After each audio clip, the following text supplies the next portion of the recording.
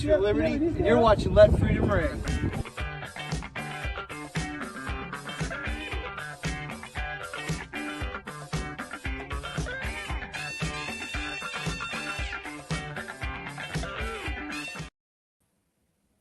Bienvenidos a este episodio de Que Suene la Libertad con la doctora Daisy Rivera. Hoy vamos a estar hablando con el creador de este episodio, de este show, y vamos a estar hablando con Daniel Beaulieu.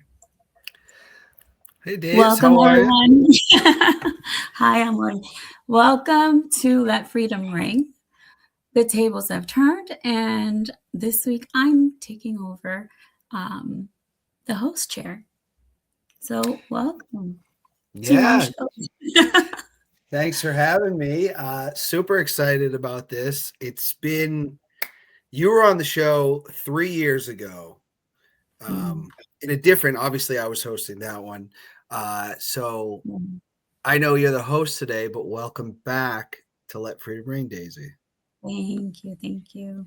Has it already been 3 years? That's crazy.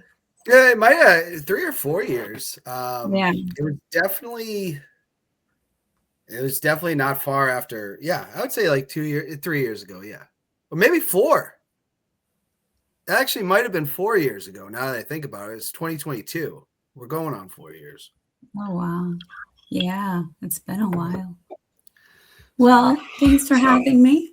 And thanks for giving me this opportunity, especially before the Super Bowl. I know that we kind of told the viewers a little bit about what we would be talking about today. I think it's the professor in me that decided I should make a PowerPoint. But yeah, I'm very excited to be hosting this particular episode because it is episode before the Super Bowl. It is, as I told you before, the football gods decided to bless me with Super Bowl trifecta. I get the Patriots, right? I get the Seahawks. I used to live in Washington, and I get Bad Bunny. How I'm excited, but yeah, I just want to go into it. I obviously know who you're rooting for, right?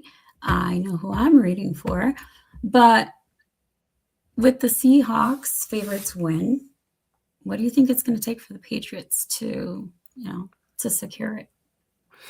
I think right now the way a lot of people are talking, right? They're acting like the Patriots are like a Pop Warner football team going to face this juggernaut. The Seahawks probably should be favored. I think that's fair, but I don't think that they're just going to manhandle the Patriots. I just don't. I think that Drake May hasn't looked super great yet in the playoffs. He's going to have another great defense to go up against, but I just think this is going to be the game where it's going to cement him here in New England lore for years to come. And our defense is very, very good as well, which I feel like they've been the unsung heroes of the team, most of the year. And the fact is, like, this is not, the 2024 Patriots, right? Like, they spent money. They got to the Super Bowl. This is a team that I'm surprised they're here because they won 4 games last year, but it's not, better coach, better roster, better offensive coordinator. Josh McDaniels has been there more times than any other offensive coordinator. He's been in like 10 Super Bowls. So I think there's so much hate on the Patriots that people just hyperball everything like they don't have a chance.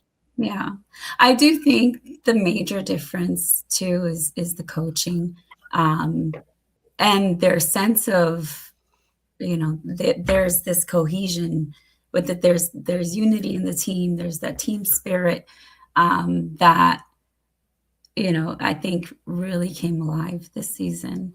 And I've said it, I think the last time I was on the show, where it takes the whole team.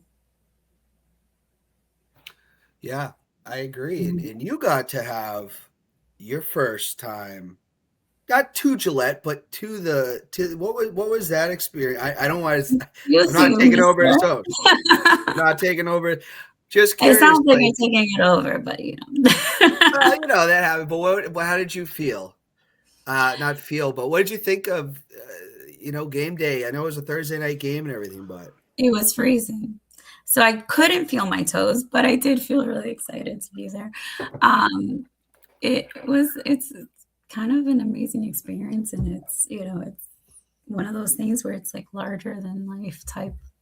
It's just so massive, being in the stadium. It's so big. I can't imagine being a player and, being on that field and having to play in front of that many people, and, props to them. But it was really fun. It was exciting. yeah, you got But it.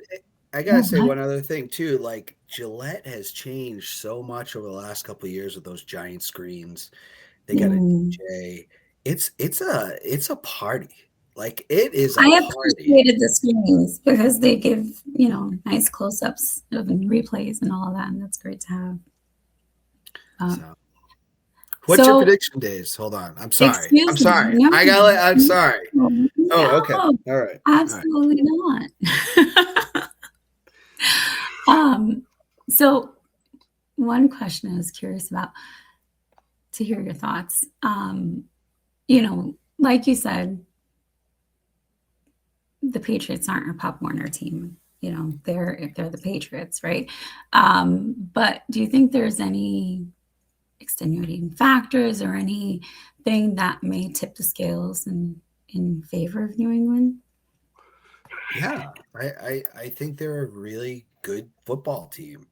People have talked about the schedule all year. The schedule is what it is. But, you win 3 games in the playoffs. This isn't, years ago where it's like number 2 seed has to win 2 games to get to the Super Bowl. They have to win 3 games. 2 of those, not 2, one on the road, right? But they're undefeated on the road this year too. So, I mean, I don't, I'm fine with Seattle being You gotta favored. love the Warriors, Yes. Warriors come out and play. Yeah.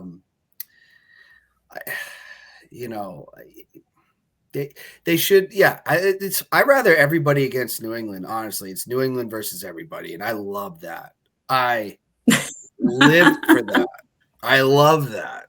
So it sounds like you're one of the fans that people can't hate and can't stand. Yeah. Is it? Are you the typical New England fan that is obnoxiously, proud, I guess? Oh yeah. I mean, there's nothing. I'm very, proud to be from New England. I love our sports teams. I like to troll, right? Like I'm never serious about sports. I give Maura a lot of crap. Maura, Philly fan. I give all my friends a little bit. Jesse, I'm always riding him on the Bills and things like that. So, it's more for jokes. Like here's the thing. Like some people take sports a little too serious, and I definitely love watching. I get, I'm amped up during the games, but it's like it is entertainment like anything else. We ride or die with our teams, but it should never get as serious as some of the things that you see in NFL stadiums. There should never be fights over professional sports. There just should not. That's insane. No, absolutely. I think, that's taking it very far. If you had to make any predictions, what would they be? I don't think this is going to be I think both teams are capable of scoring a lot of points, but I don't think that's what's going to happen. I think we're going to see I know, because the Seahawks, that offense looks really good.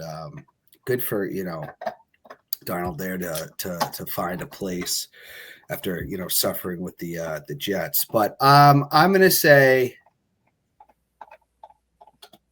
oh man.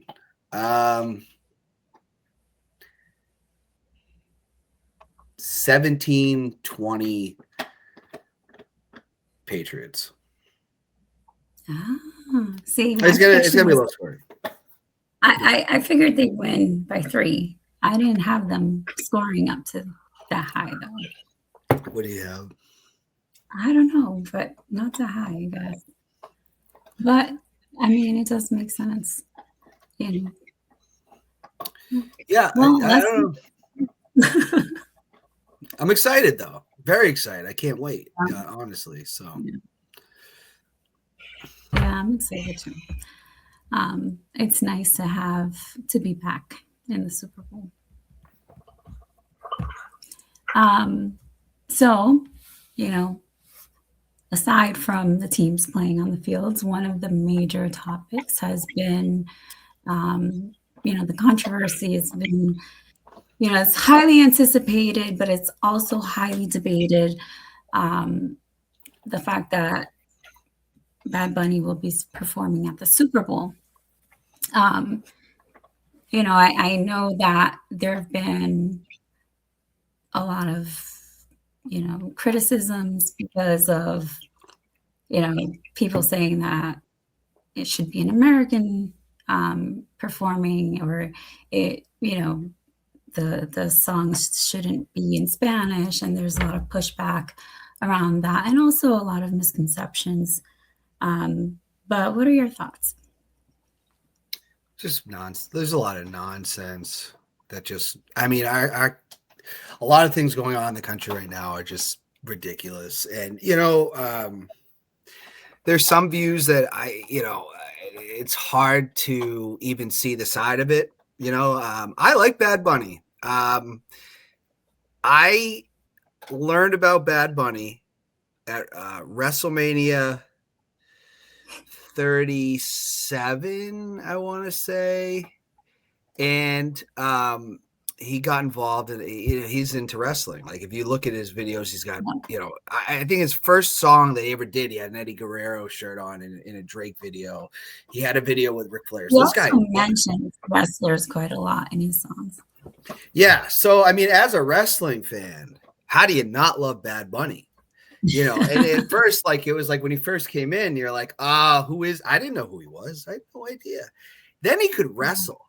Like, he could actually wrestle, and he's a musician or a singer. And it literally, he earned the respect of wrestling fans. He really did. And he came back a year later, had this match in Puerto Rico with Damian Priest.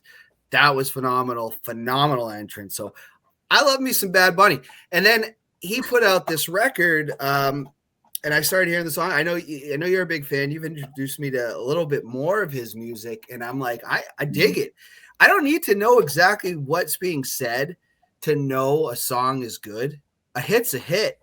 And half the time, people aren't even paying attention to lyrics anyways. So to get all bent out of shape, I think there's definitely, one, he is an American citizen.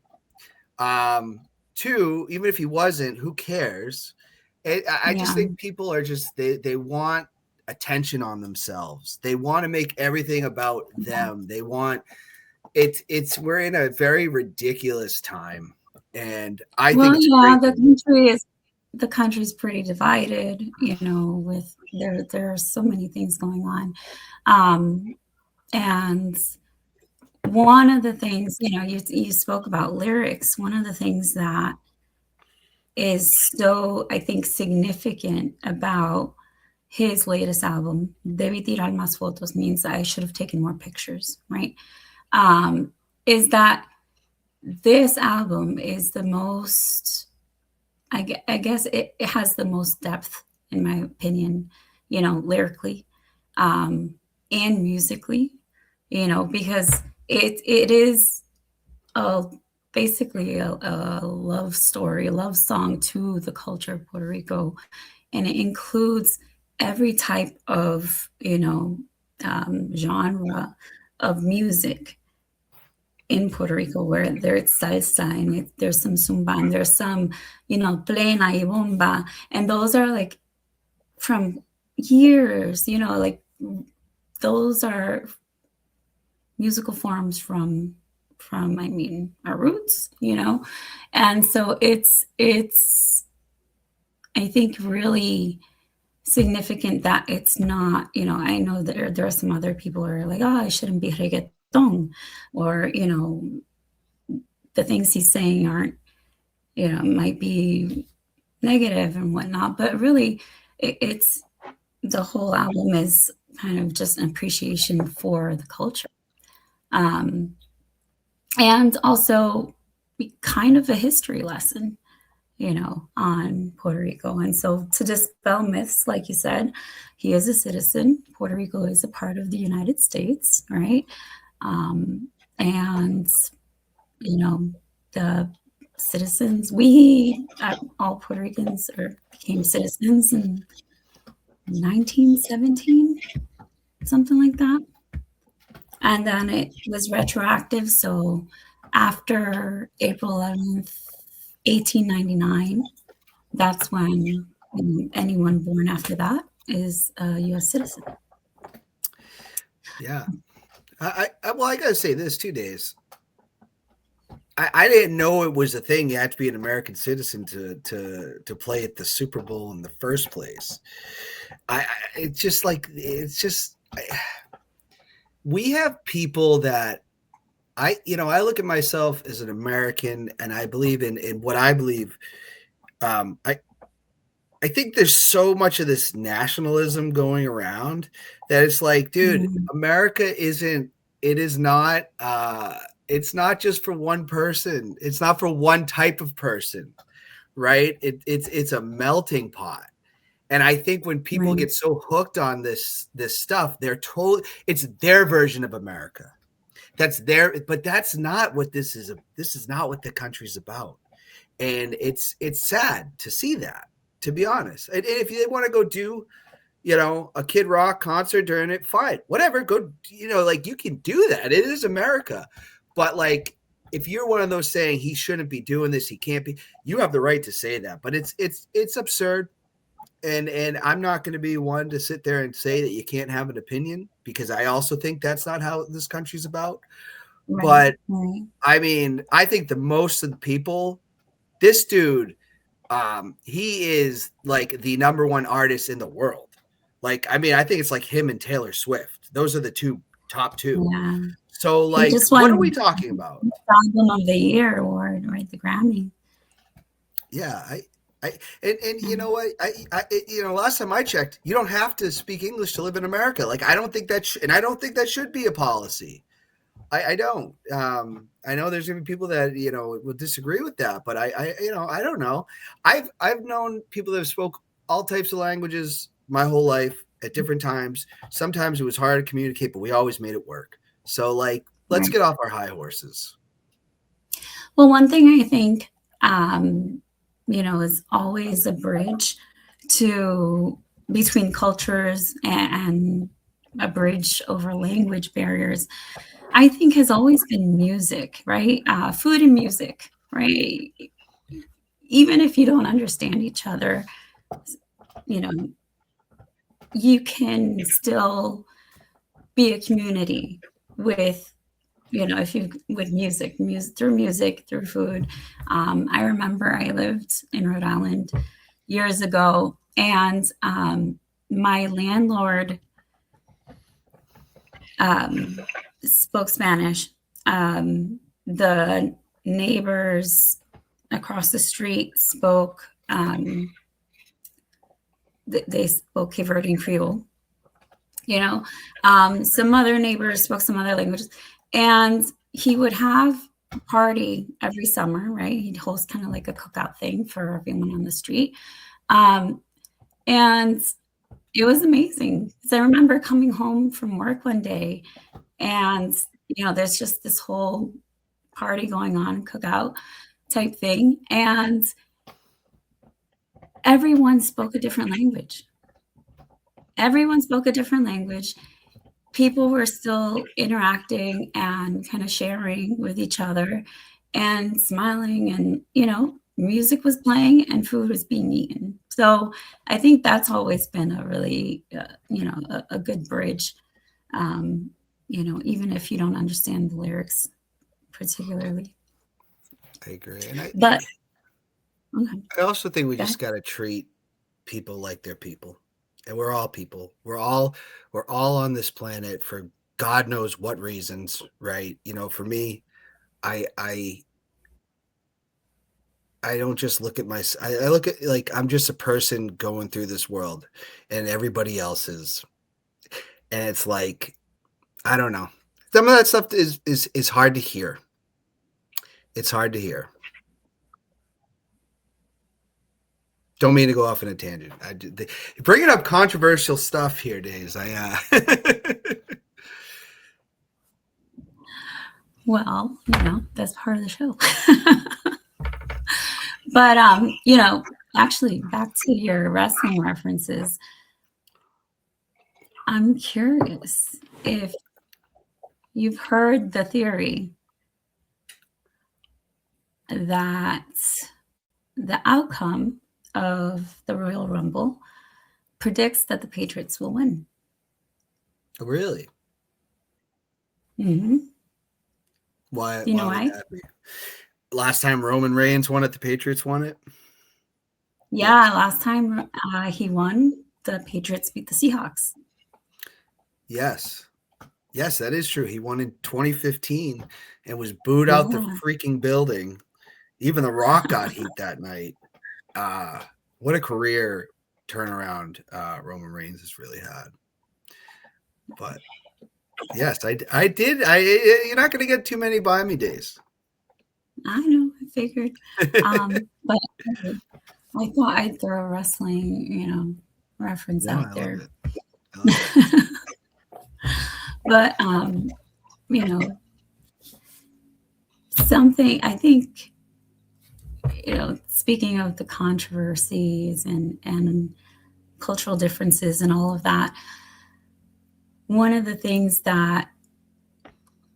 major reasons I think that I wanted to host, right, isn't just because Bad Bunny's performing at the Super Bowl, but because I thought it was a really great opportunity to highlight some of our early conversations that, and I'll get to that later. I don't want to get into that right now, but, remember at one point asking about your reason behind this show, right? And I remember thinking, when you responded to that, I remember thinking, I think everyone should know that. But before we get there, right? So actually, we'll probably answer some of the questions that some fans had as we're presenting. But wow, really pulling up the throwbacks here. I look a hell of a lot better now. So, for those of you who don't know, Dan and I are in a relationship. I think you've probably picked up on that by now. But before we started dating, we were friends, right? We met in 2020. And that is what he looked like when I met. And I just want to point out that I'm in no shape or form a Lakers fan. That was just Kobe Bryant had died, and that was just a tribute to Kobe as a player. I have never rooted for the Lakers in my life. I just want to make that perfectly clear. I mean, the Lakers thing wasn't what got me. I don't think anyone's paying attention to that. I think it's more the Mohawk. Yeah, that was my COVID haircut. When COVID kind of broke out, I don't know, I was first started work from home and things got interesting, and I decided to go with a Mohawk and dyed it blonde. So, yeah. Do you remember when we first met? Yeah.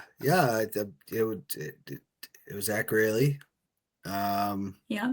During when there was no softball really running, so we were just doing pickup. And I think Schultz had said, "Hey, it's." I think because I was like not willing. Like the governor had said, like, "Hey, you can go out, you go use the fields at this point." And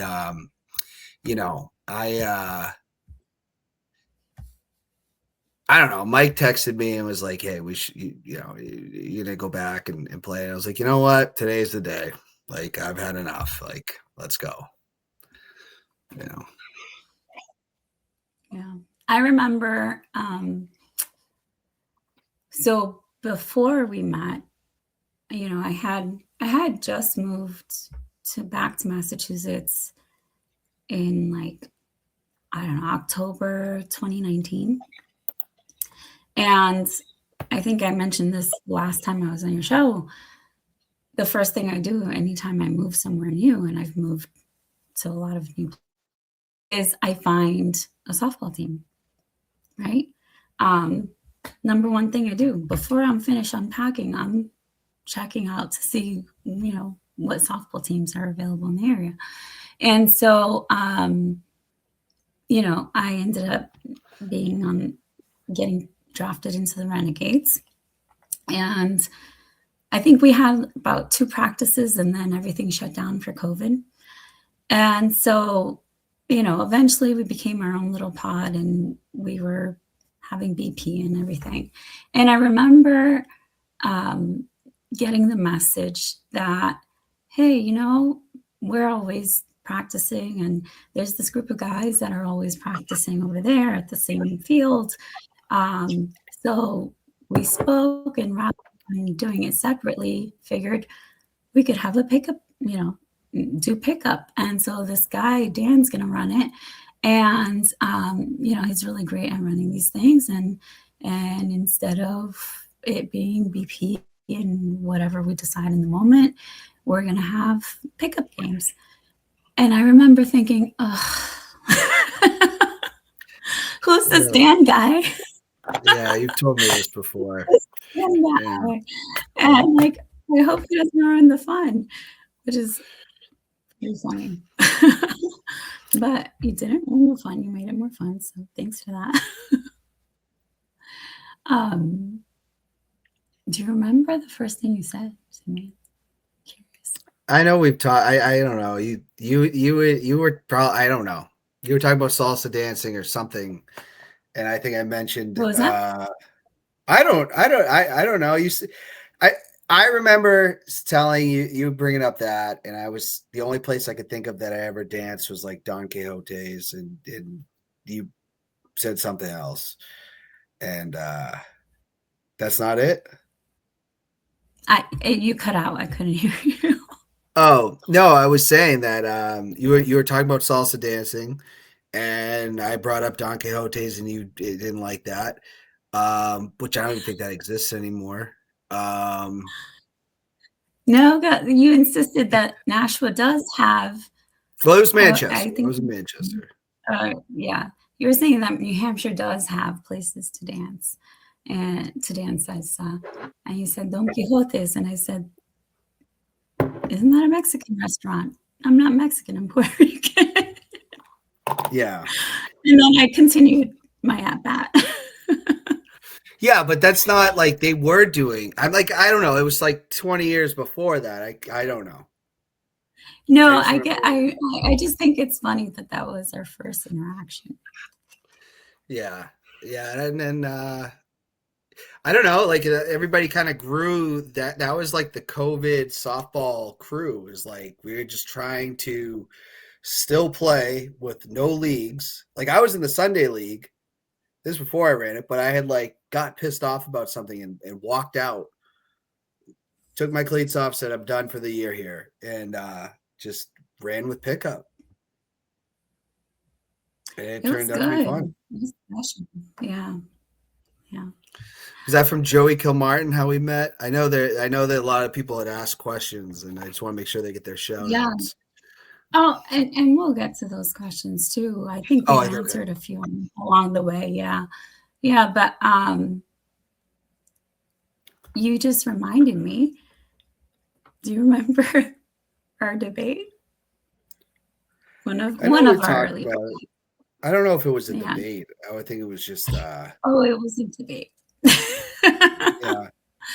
So I think this is just ironic, and it has probably nothing to do with the show, but I think it's funny. one of the first debates you and I had was in 2020. I think early fall of 2020, something like that. And for whatever reason, you were anti-love. And we debated on whether love is real, right? Love, marriage, relationships, and that type of thing.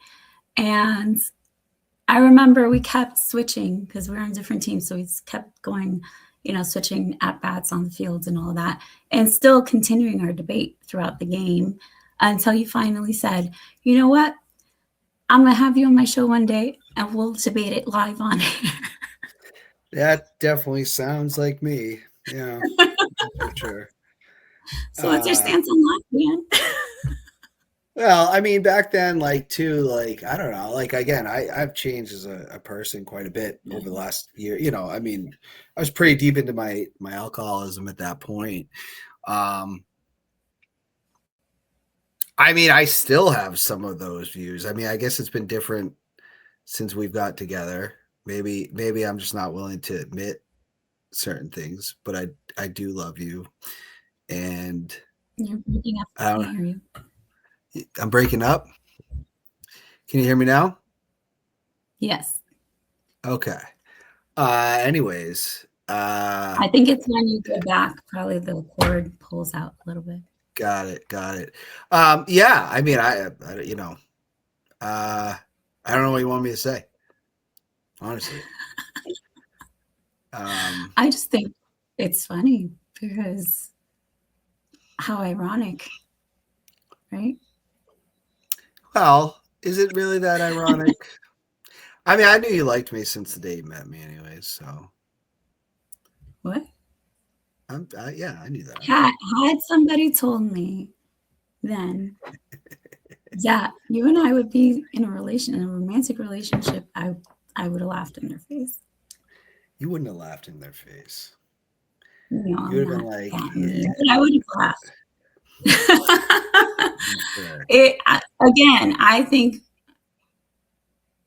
I don't know that it's crazy because I think I've always cared for you, and we were friends and all of that, but I hadn't considered more. I hadn't considered more until you brought it up, but I did always care for you. Oh, and I always cared about you too. I mean, that's, who knows how these things work? They just kind of happen when they do. And, I don't know. We were going on. I mean, I kind of knew, like, I don't know. You get a vibe. We can't hear me again. You just sound like a robot. You can't hear me at all? I can now. Yeah. Okay. Yeah, that's an issue. I don't even know what bring it back, host, because I'm lost now. The stupid microphone's driving me crazy. I'm sorry. Yeah, no. I think we were just talking about, I always cared for you, had never considered more until you brought it up. But I did always care for you. Yeah, and I cared about you too. And, I don't know, life kind of changed, right? Like, and next thing you know, we're together, walking dogs. Yeah. Walking dogs. Shout out to our dogs who,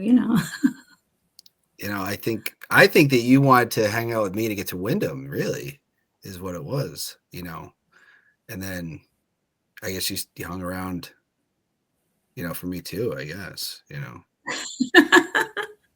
So, Wyndham did kiss me first, so. Well, that's what he does. He was looking for a mom, he was, it's tough being a single dog dad, so, but yeah, no, I mean, things work out the way that they do. And, I'm really happy that we're together. I love you. And I, love spending time with you. I love being together. I love doing stuff together. And that's generally not been my forte. I've never been really good at that. So I don't know, Days. I don't know what you've done, but you got me. And, I have you too. So it's funny. I was looking back at some of those early conversations and texts and stuff, and it's interesting how, I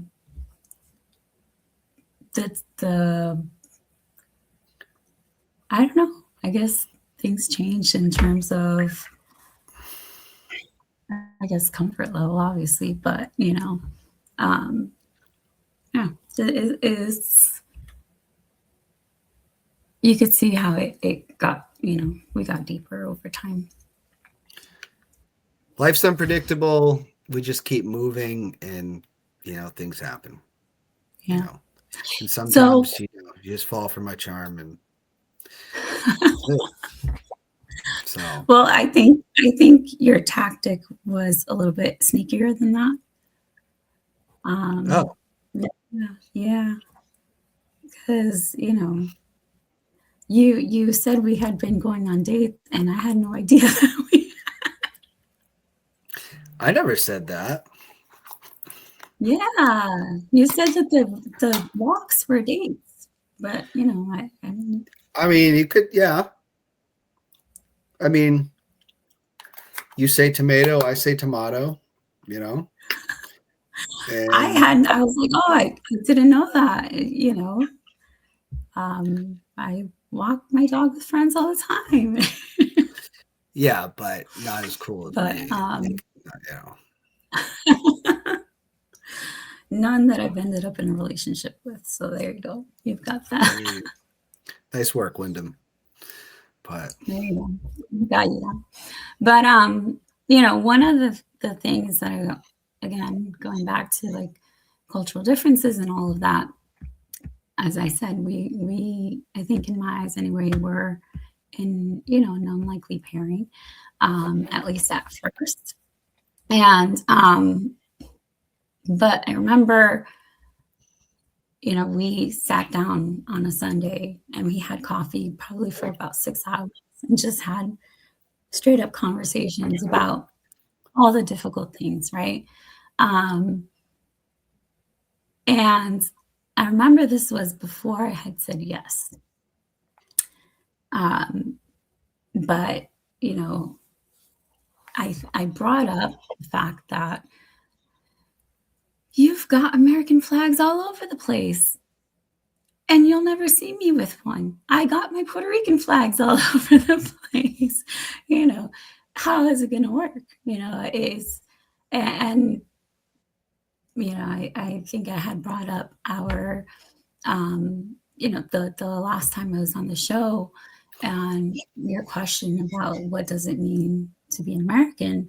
And I had said how I actually never had really seen myself in that way. Like I always said I was Puerto Rican and, depending on where you live, your rights are different.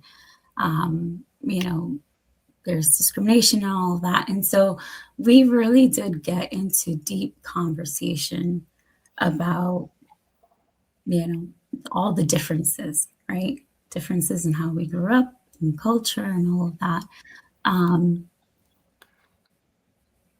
don't know. To you, I think, is there anything from those conversations that I guess made you think twice or stood out to you?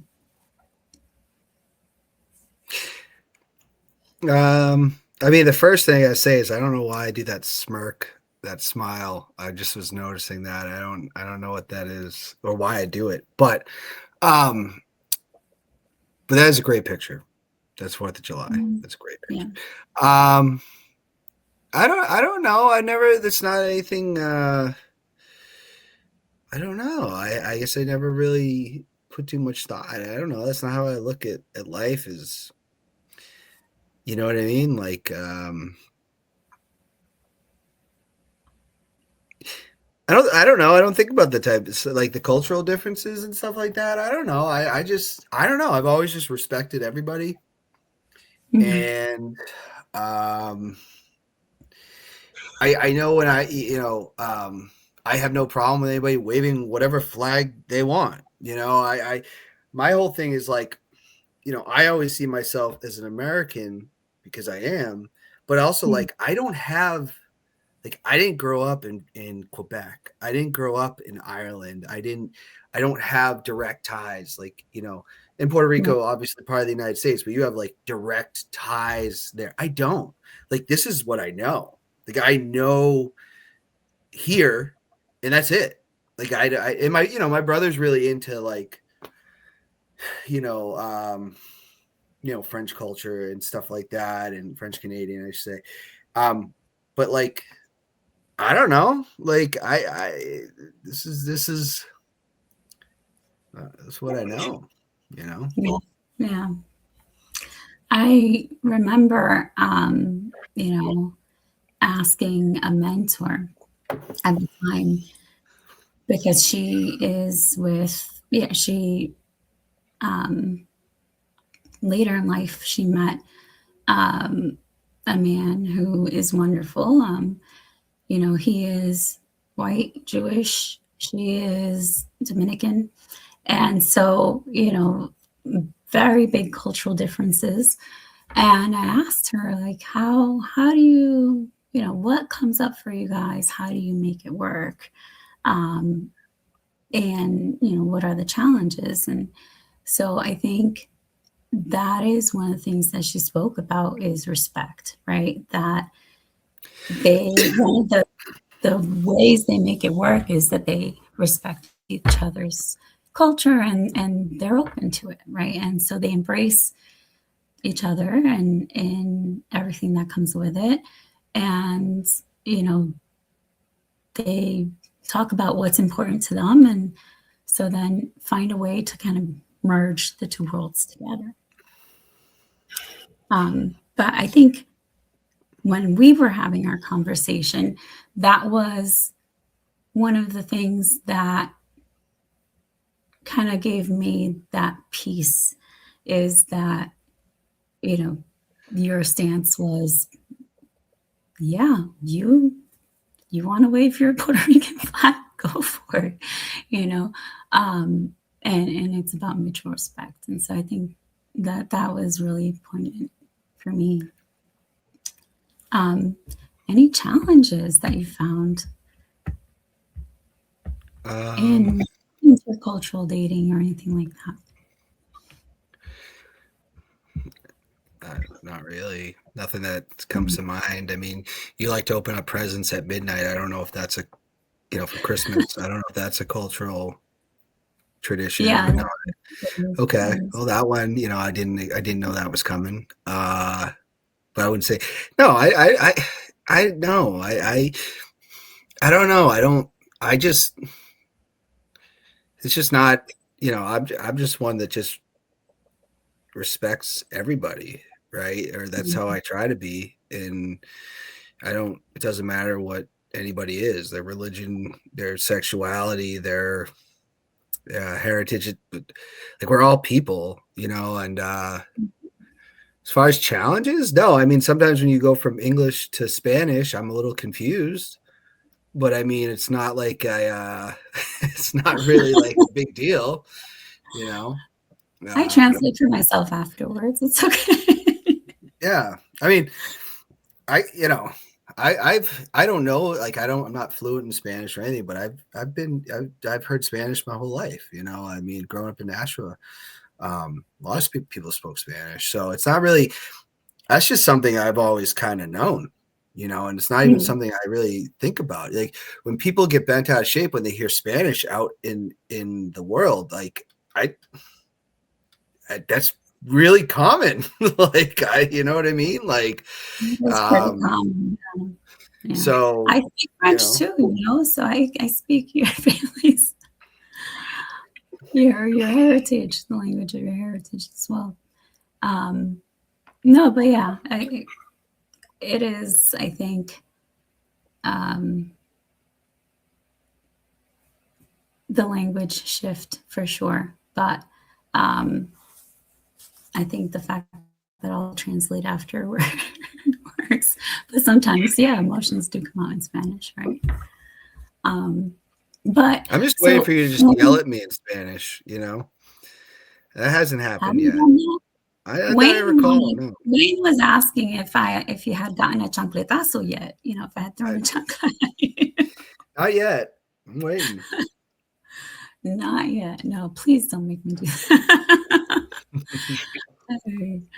No, but you know, in those early conversations, I remember asking you, you know, as we were talking about the flags and everything, and you were talking about kind of common misconceptions that people see you and assume that you feel certain ways and, you know, have certain beliefs and stuff. And, you know, we shouldn't really judge a book by its cover. But I remember asking about the show, right? And I said, why? What made you name it "Let Freedom Ring"? You know, what was the inspiration behind that? And I thought that was really important for you to share because it was interesting to me anyway. Yeah, I mean, when I was coming up with a name, you know, I've always been someone that has, you know, proudly, you know, waved the American flag. But I don't like how like our politics are in this country, that only one side feels like they can be patriotic over the other. I don't think that's like really how America works. Right. And I also just see like, I don't think America's great because of its politicians. I think it's great because of its people, right? The resilience of Americans. And when I was starting this show, and I don't just have Americans on the show, I want to be very clear. We have had all different types of people from other countries, you know, on the show as well. But I just see that as like, it's almost like a symbol of me, you know, it's like, I am an American, you know, when people were saying, you know, someone was like, oh, it sounds like something on Fox News. That's not really even where I lead towards at all. You know what I mean? So I look at America is for everybody. I really do. And that's how I see it. And I see it as a very diverse place. But at the end of the day, like, we are all Americans. And that's kind of where I was coming with that. It was just an open-ended name, really. Yeah. But it's, you know, and I don't think because you think this way or you think that way, like you're more of an American than this person. I think that's lunacy. Well, yeah. No, and you know, that is the great thing about this country, right? Is that you get to believe what you want to believe, right? You're free to do that. But I remember you talking about how you wanted to highlight the different, you know, the many diverse voices of Americans and to show that, you know, they can look all different, come from all different backgrounds and look all sorts of ways. And I thought that was really interesting and also really cool because it's not something that, you know, I remember asking you, do you think that people know this, right? Does the message get across that that's what it is? And I don't know, what do you think? I don't know if it does or doesn't. I guess like for me, when I started the show and it was all about my, you know, the vision that I had. And if people watch the episodes, they would get an idea of why it is that, right? Because we usually do ask, what does it mean to you being an American? And we get very different answers, which tells you we're living in a country where people look at it very differently. You know what I mean? And I don't always agree with how everyone looks at it, but isn't that ideally what it's about, right? Like, Yeah. People look, you know what I mean? Like, so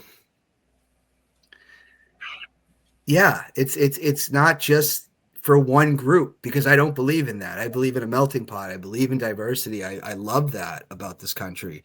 Some people don't, you Right. know, and I don't have to love that, but they have the right to feel that way. It's not Yeah. great, you know, but like, so we just want to show different types of people, and I think we've done that over the years. And you know, obviously the show took a little hiatus and kind of got away from it, but you know, with the relaunch, I'd like to continue that. What inspired the show in the first place? Was that the main inspiration, or was there more to it? You know, what really started, Leo Connors, and I'm going back on the Ring and All Their Sports in about a week. He was doing a wrestling show, and he introduced me to public access. Where this show started was public access, and I loved it. I mean, I loved it. I went on Leo's show anytime he would ask, and I was like, I want to do this, but I don't want to do just a wrestling show. I want it to be about everybody. I wanted to be like Joe Rogan meets local people. You know what I mean? And what I always found about what over time with Let Freedom Ring, because I had such a different idea about the show at the beginning, and then it morphed into, we need to tell the stories of these people, the people that come on the show. I want stories. I want to know what is going, what is their life really about. And I think, you know, and obviously we do a lot of fun stuff. We'll talk about the Patriots and stuff like that, but really the heart of this is stories from everyday Americans, and not just Americans. We've had people from New Zealand, England, all types of different places, and their stories matter just as much, because at the end of the day, we're all human beings, right? Right. And as much as I love America, I see things under one thing, and that's, you know, my own personal beliefs, which is Jesus Christ, which means I'm for the people. Yeah. You know, so Everybody, yeah. so that's kind of what we're going for. Yeah. Yeah. What you know, you said you've had people from all over. Is there a particular, you know, and you have had, you know, I think you've shared or highlighted many different stories, you know, many different people. Is there voice or experiences or something that you still feel you want, maybe isn't represented well enough, or you want, you know, more of? Well, we always want more women guests, right? That has always been sometimes a tougher get. So we have had quite a bit. You know, that was a criticism that I received at one point, you know, on Facebook, and I messaged the person about coming on, and then they declined. I said, well, there's the issue. And I think there is sometimes people miss what I've had people say, oh, Dan's wrestling show. I'm like, well, okay, you don't watch, you know, which is fine. But that is one thing that, yeah, we would love to have, or I'd love to have more women guests, women voices, you know, on here as well. Yeah. Yeah. Yeah. I mean, you've done wrestling shows, you've done horror movie shows, you've done, I think you've done different topics. But I do remember when you asked me to go on your show that the first time, that was something that you had said, was that you wanted more female voices. Is there anyone that you've interviewed that kind of really impacted you in one way or another, or kind of changed your perspective on things? Anything that stands out to you? I mean, there's been so many different types. But I will say, like, there was an episode with Pete Mankara where he, you know, Pleasure Pete, the rapper, some of you may know him. He had said kind of, you know, and I believe, like, that's why I say, when we hadn't had anybody really criticize, some of the things that go on in the country, right? Well, we have, but for whatever reason, what stuck out to me is he talked about all the flaws while talking about, but we're sitting here drinking bottled water at the time, action figures on the show. And it's like, I guess it's not too bad, but like, we do have these issues too. And, again, we don't try to get too political anymore, but it was like, it is a great point, because really multiple things can be true at one time. And I think that is a big problem that a lot of, when you have those tunnel vision, right? We don't want to have tunnel vision. We need to talk about everything. So I think it's good to talk about the positives, but you can talk about the negatives, because listen, if you're willing to wave the American flag, you gotta stand behind all of it, right? And you gotta have real conversations. And that's why I don't think it's a one size fits all. Yeah, that's a good point, though. Like, you can love your country and still think that a lot of change needs to happen. Exactly. And not approve everything. Yeah. No, I think that's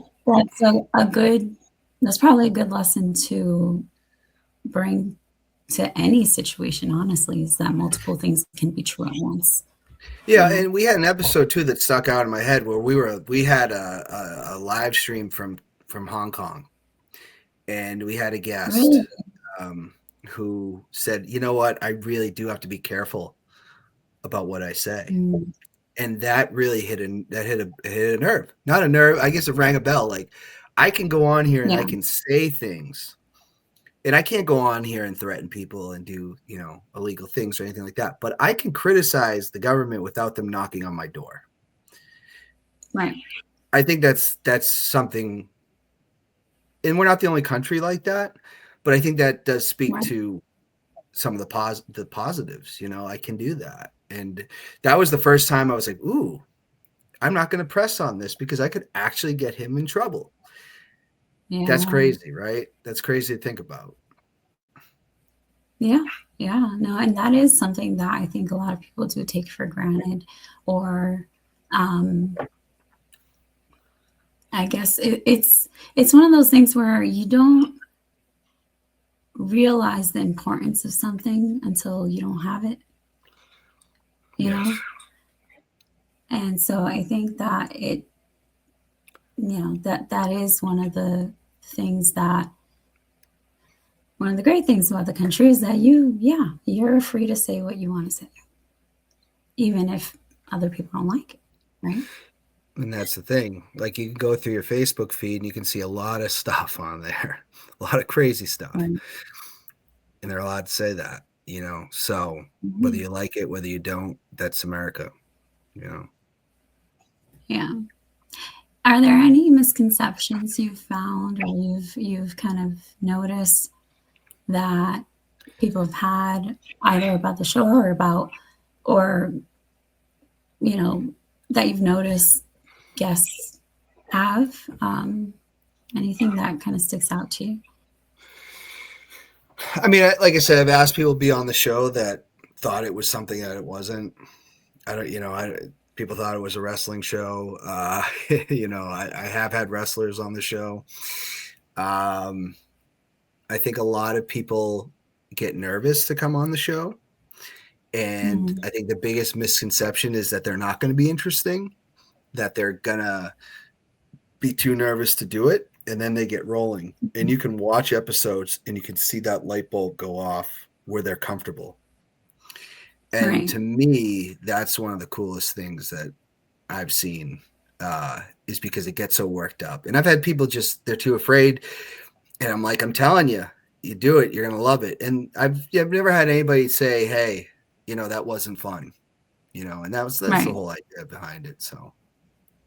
Yeah. No, and I think it's great. I think that it's great that you give a stage and a voice to, or you magnify the voices of such diverse group of people. I guess, just the the significance. I mean, you've talked about the significance of it, but if there was one takeaway that you hope listeners learn from this episode in particular, what would it be? Come on the show. You'll have a good time, and get to tell your story, because that's it's really all what it's all about. Yeah. That's awesome. Well, thank you for that. We have quite a few fan questions. So I was thinking we could get to that. Yes. Let me pull them up, because I think we've gotten more since, oh, wow, we've gotten a lot more than the ones This was I a had. popular episode. Yeah. So I definitely think we could almost make this a two-parter. I know. Well, yeah, I'll start with the first comment I saw on there. How did we meet? I think we answered that one, right? And who asked the question?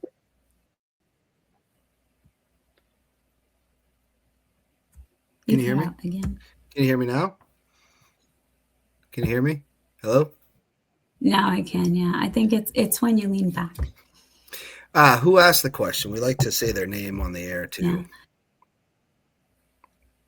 What was that? Who asked the question? We like to say their name. Oh, yeah. So that was Joey Kilmartin. And we met at Pickup Softball in 2020. Yeah. At Greeley Park. Yeah. Yeah. Mike, will you change the channel at halftime to Kid Rock and the alternative half show? No, I'd rather see Bad Bunny. And listen, I don't care about Kid Rock's personal views. I have enjoyed Kid Rock's music over the years. I'm not going to say that I haven't, but I'm excited to see Bad Bunny. So no, I if it's a good show, maybe I'll catch it on YouTube. So yeah. No.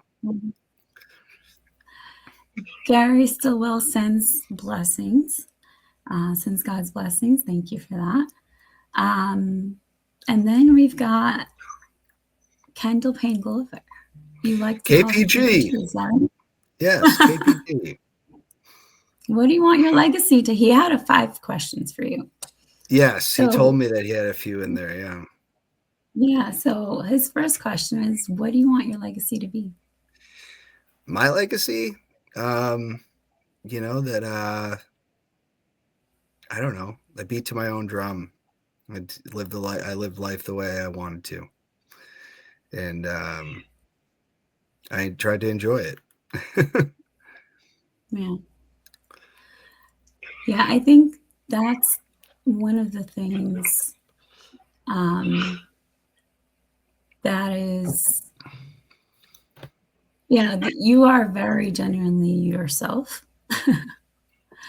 And you don't care if people like it or not, or if people, think it's goofy or not. I remember your brother, the first time I met your brother, he was, we were sitting down at Halloween, and you and your other brothers were recording, a skit, basically, a wrestling thing, right? And, your oldest brother kind of leaned in, and he was like, so did you know this about him? Did you know that he was a big wrestling fan? Like, are you still going to be kind of like, trying to get a read on whether I was going to think that was ridiculous or not? And I just thought it was really funny. And it was just like, I trust me, we've been friends for a long time. I know this. But yeah, another KPG question: if the younger version of you could speak to you now, what would he say? life is going to be tough. And, I mean, honestly, I'd probably say, hey, this alcohol stuff is going to become a problem, because, I am in recovery myself. Yeah, that would be the biggest things. Like, you're going to have good days, you're going to have bad days, and, trust the decisions you make, try to make the best that you can. And yeah, I don't know. Life's not going to be easy, right? I think anybody knows that, but there might have been some things I would have done different, but I accept life on life's terms, and maybe I need to know that when I was younger. Yeah, I think that's one of those things that unfortunately most people don't go later on in life, right? Most people have to have lived experience, to gain the wisdom, right? And but yeah, that's a good one. I think acceptance is a big thing. And I will say, I don't think that acceptance means that you're giving up, right? And I don't think that acceptance means that you're not, trying to overcome something. I don't think it means that that you're just being complacent or settling. I think, for me anyway, acceptance is, yeah, it's a reality. And this is what I got to work with. And now what can I do with that? Next question, he says, do you believe everything happens for a reason, or do we create our own meaning? Probably a little of both, right? I think it's probably a little bit of both.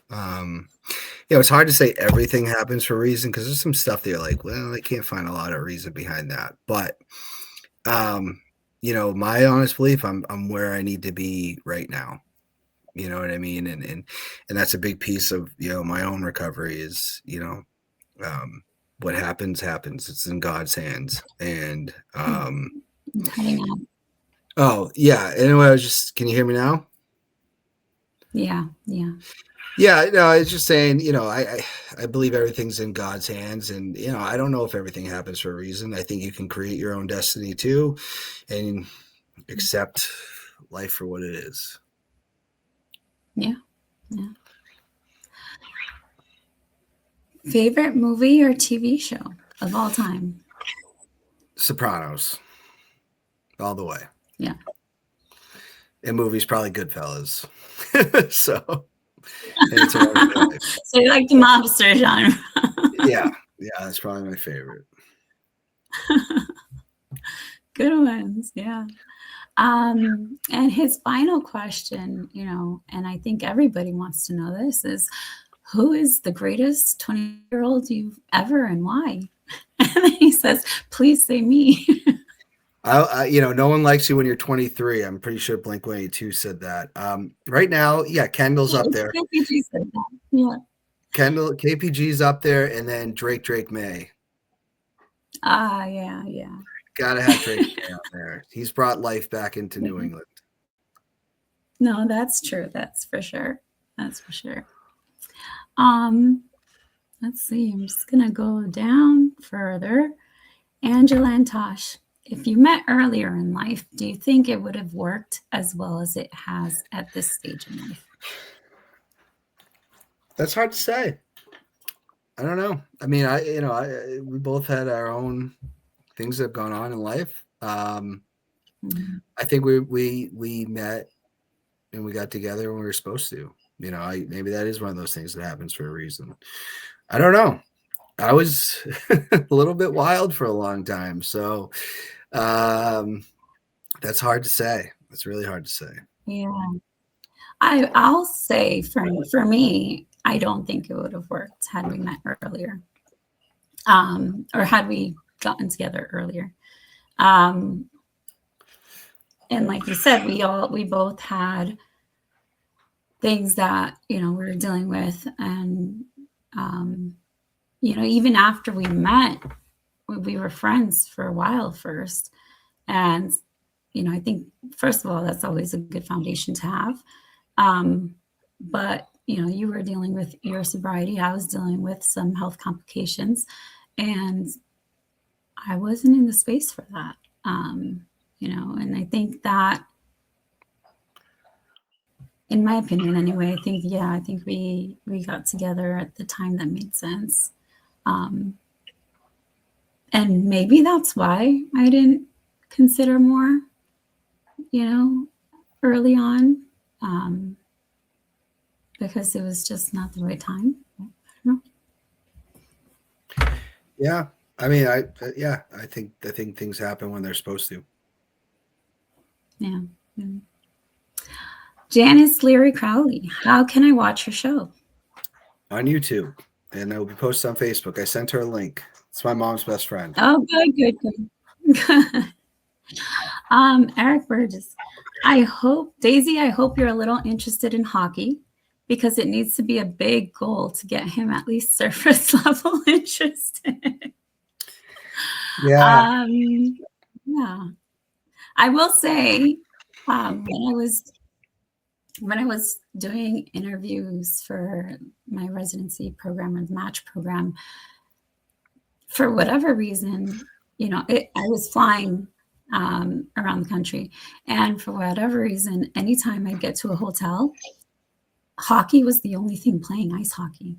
That was the only thing on the TV. It was just everywhere when I was doing that.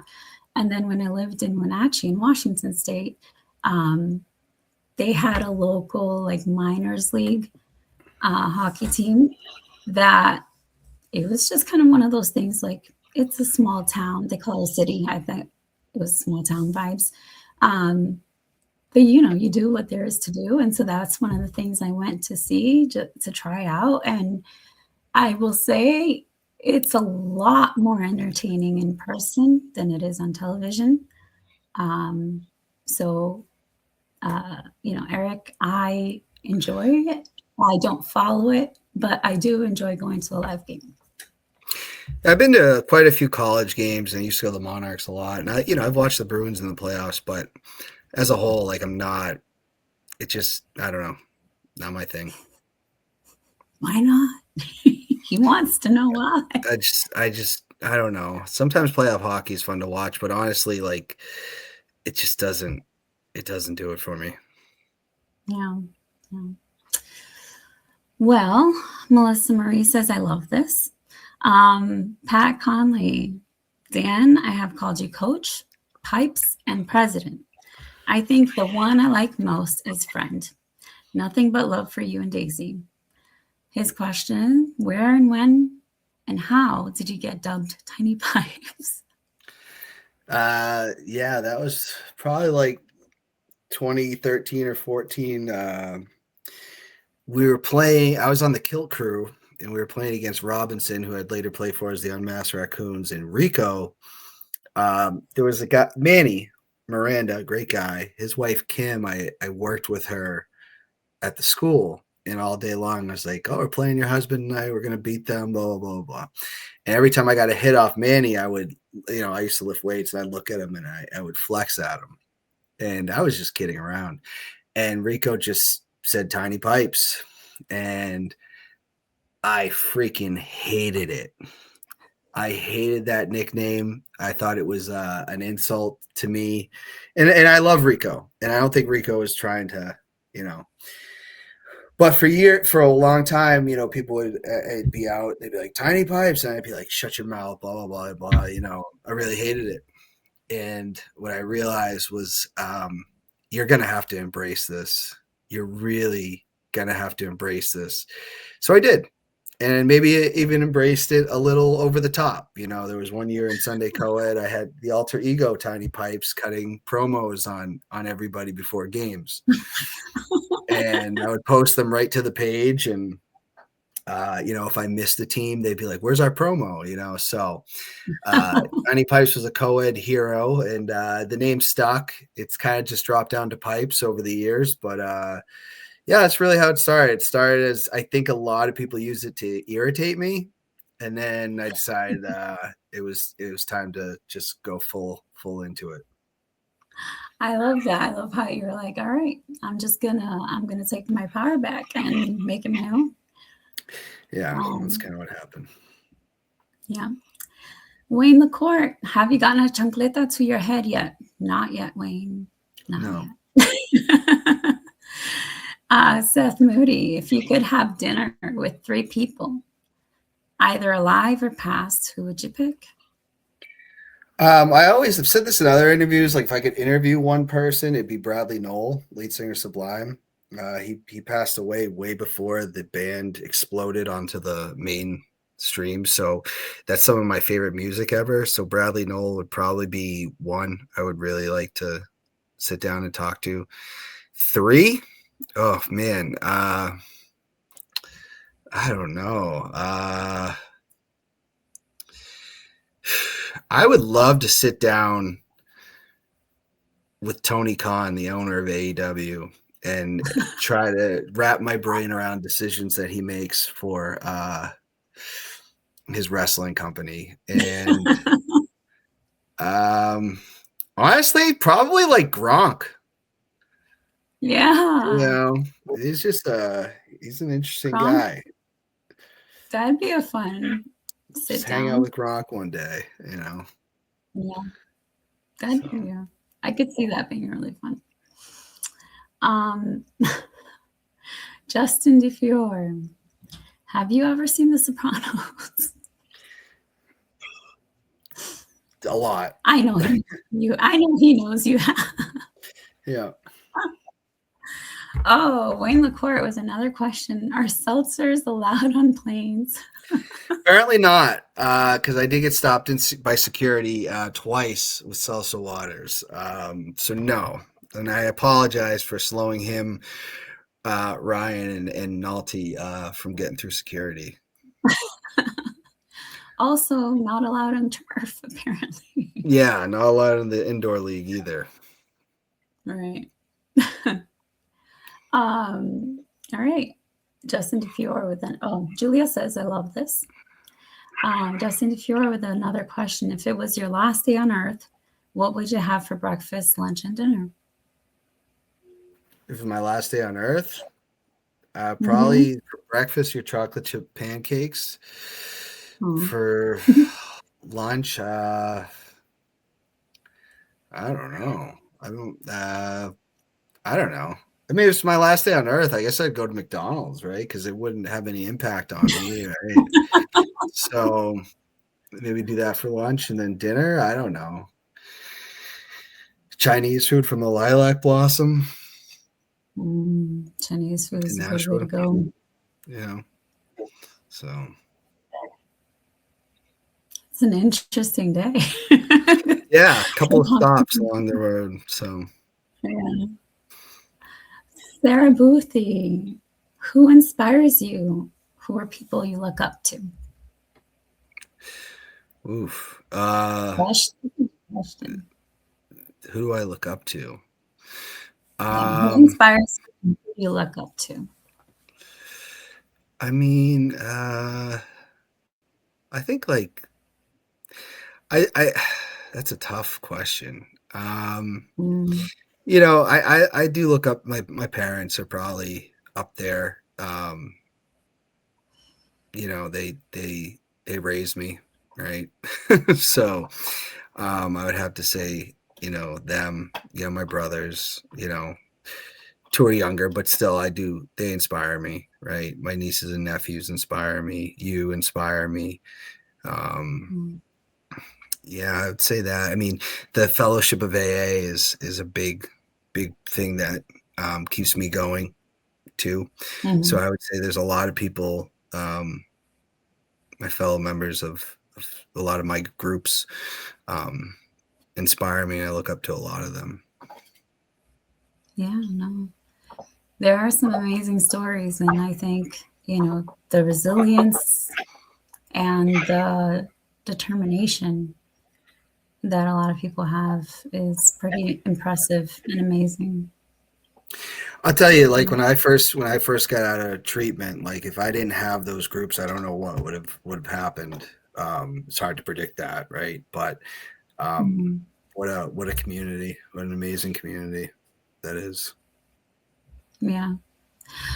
And I mean, I think, and this is part of my culture as well, is like, it's a collectivist. Puerto Rican culture is very collectivist, where it's community oriented.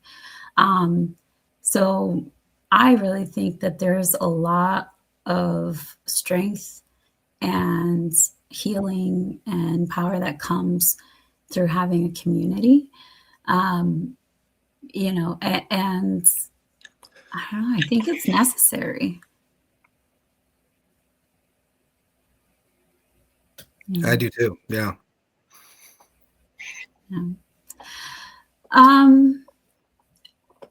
All right. So I think that's the last one question. I thought there was another comment in there.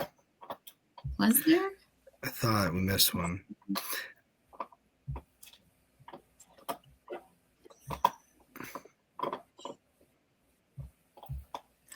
Oh, Terry Foltz had the first question. Yeah, I know Kelly LaPlante said fun because I know she was looking forward to seeing the episode. So I don't know if that was she said fun. Terry Foltz wins the Proposal Brother. And Eric Burgess, let's go. And Gary Stillwell, God's blessings. Gary's a multiple time guest on the show too. Yeah. And Terry, proposal. We don't know that Terry, he was an umpire that was really popular around here. He'll love that I said that, but he was very popular around here before he moved to Florida. Yeah. He was like the Rich of that time, That's awesome. Yeah. I don't think I've ever met him, but yeah, he's been in Tampa for like years now. Yeah. Yeah. Before my time. Melissa Marie and Julia Lopez, I love this. They both said I love this. But yeah. Any question that I didn't ask that you wish I would have? Or a topic that we didn't talk about, but you wish I would have, or we would have.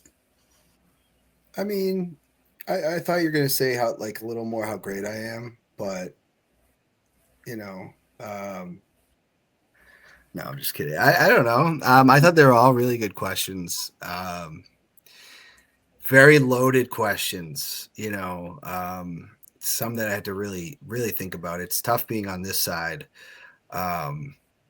Being the guest. I'm not as used to that. I've done it a few times, but it's definitely a different world. And being interviewed by your girlfriend is definitely different too. So. And again, this is raw and unfiltered. There's no script for this. No. Right? Just us kind of having a regular conversation, but in front of everyone. But yeah, no, you are great. I do love you. Love you too. So there's that. But no, I think it is the loaded questions are what makes it interesting, right? Absolutely. And also, last you made me choose between so many things, really tough choices. So now this is your turn. But no, thank you for having me on the show, for allowing me to take over your seat as host. It's been fun. I enjoy it. Yeah. And thank you everyone for watching. Gracias por estar aquí. Y veo que hemos pasado el tiempo. I just noticed we've kind of gone over time a little bit with all of the questions, but I appreciate you having me on and giving me the opportunity to interview you and kind of put a spotlight more on the meaning of the show, and just all the topics that come with it. Yeah, it's been a blast. So we'll have to have you back in the reverse role days. So you like to be in control. But no, this has been a blast, and I hope everyone out there has a good week. Go Pats, and continue to let freedom ring.